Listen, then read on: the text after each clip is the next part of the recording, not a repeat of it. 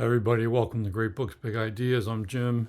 I'm continuing my series on The Great Conversation, Volume 1 of the Great Books of the Western World set. This is an essay by Robert Maynard Hutchins. And we're up to Chapter 9. Only 2 chapters left in this long essay. Chapter 9 is called East and West.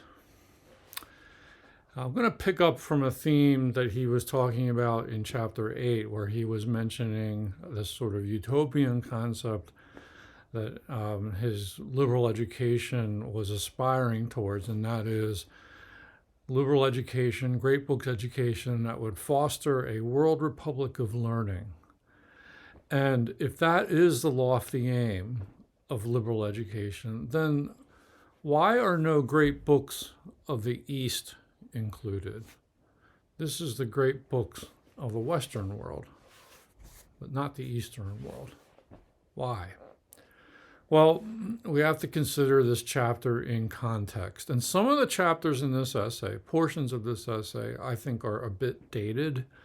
And this is one that I feel is a little bit anchored to its time and place. So in context, the Cold War was intensifying in the early 1950s. And by East, Hutchins is referring to the hegemony of the Soviet Union along with communist China, but also Asia in general and the Indian subcontinent, that side of the world. But I think primarily he's thinking that at the top of that pyramid is the Soviet Union, Russia, and this competition between East and West. So this was something that was on people's minds, and it was not only a Cold War, but there was an ideological war going on. So how does he grapple with this in the context of a set of great books? Well, undoubtedly, he says, we should encounter the great books of the East. That's a good idea. So why not add them to this set? Well, the editors of Britannica's Great Books believe that an education in the Western tradition would better equip us being those of us in the West, better equip us to understand the East than those who have gained some sort of superficial knowledge of the East from hastily contrived survey courses in college or whatnot. So Hutchins will have to do some mental gymnastics to explain his logic on this score, but that's where he's coming from with the argument. I'm going to quote a paragraph here from page 67 of the essay. The editors are impressed by the many reminders given to the West by Eastern thinkers that the parts of the Western tradition that are now the least known and the least respected in America are the very parts most likely to help us understand the deepest thought of the East. On the other hand, the editors are convinced that those aspects of the West which the East finds most terrifying, its materialism, rapacity, and ethnocentric pride, will get no support from those great books which indicate the main line of the Western pursuit of wisdom. The editors believe that an education based on the full range of the Western search is far more likely to produce a genuine openness about the East, a genuine capacity to understand it, than any other form of education now proposed or practicable. Many Eastern thinkers aver that the components of the Western tradition that are being ignored in educational institutions currently are, in fact, the very things needed to grasp the profound works of the Eastern tradition. Now, why would that be? Hutchins considers, first of all, another way to go about this, and that would be a path he doesn't think that we should pursue. Let's give it an airing. We might try to win over the East with representatives of scientific humanism, the dominant paradigm of intellectual discourse in that day and age, armed with their scientific methods, their technology, and the American way of life. If that were to happen, he says, then only westernized Easterners would be responsive to that and understand that. All the deeper strains of Eastern culture would not respond to such messaging, and they would reject it. I want to quote Hutchins again on page 68 to see what happens if the East did become absorbed with the material comforts that we prize in the West. Here's what he says.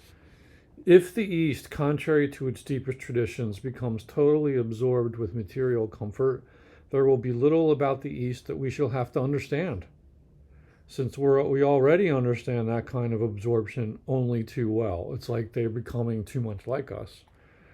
We have never pictured the East as coming to share it. If the East does come to share it, the change may shock us, but it will raise no very difficult question of understanding.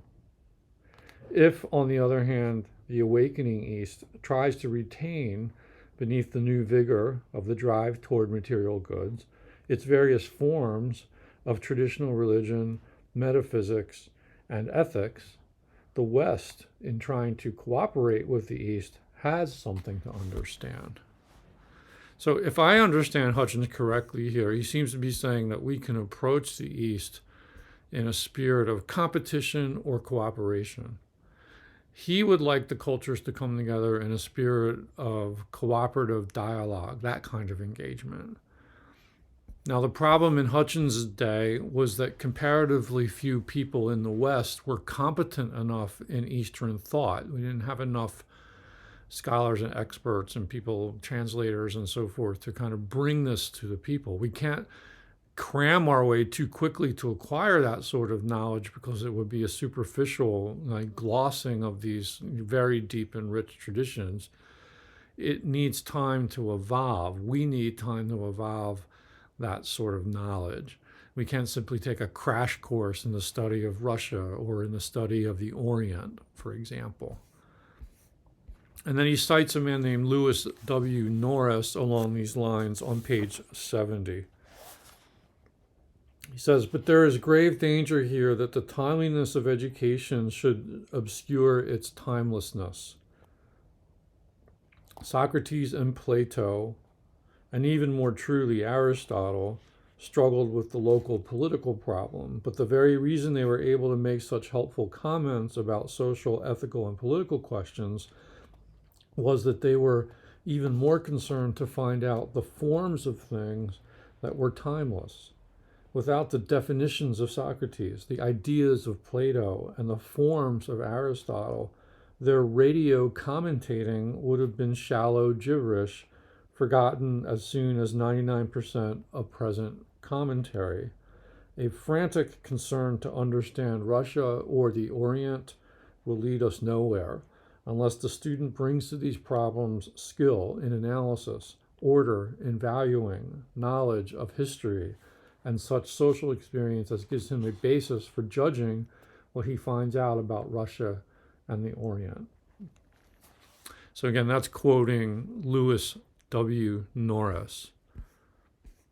Now, the West need not apologize for its intention of reclaiming a sense of its own character and range. Remember, Hutchins believes that we in the West have lost our way, and we have to work our way back home. We should meet the East with a vivid sense of Western civilization's greatest achievements. It's like we have to understand who we are first, and that prepares us for that engagement with the East. Again, I'll quote here from page 71.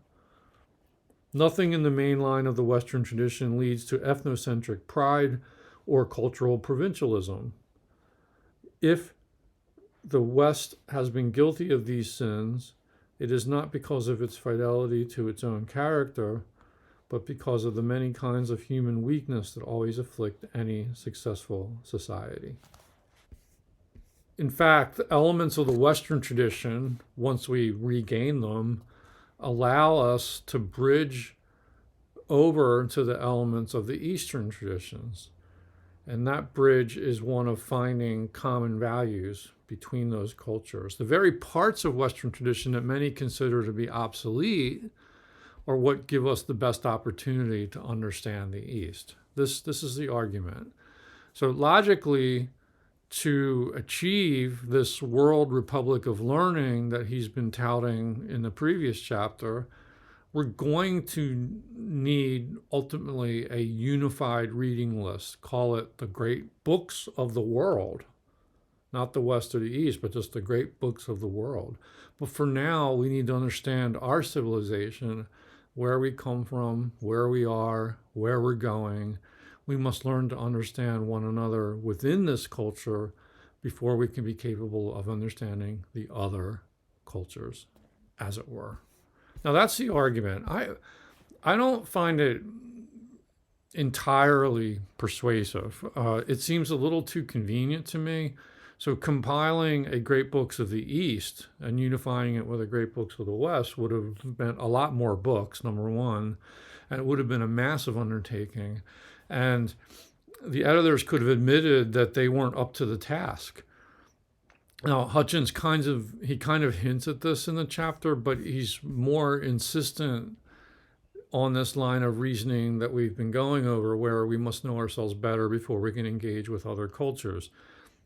I'm not saying that that doesn't make sense. There is a logic to that. But in my estimation, I can't see why we shouldn't try to engage with the works of the East alongside the endeavor to recover our own heritage. Where's the real harm in that? It's like he wants to kick the can down the road. Maybe someday we'll see a Great Books of the East and West together like ebony and ivory, living together in perfect harmony. But in the meantime, what do we do? Well, you can grapple with many classics of the East by way of other publishers. You're not going to find them here in the Britannica set. But I'm thinking especially of the Penguin Classics series, which has scads of books from the East. And most of these, or many of them, have been translated and published in the years after Hutchins was writing this essay. Came out around 1952. So I see no reason at this point in history why we shouldn't be including these works in our Great Books reading plans, our journey through classic works. What do you think? Leave a comment.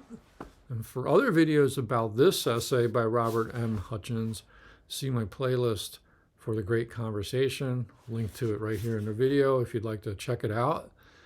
And thanks for watching. I hope you like and subscribe. Bye-bye.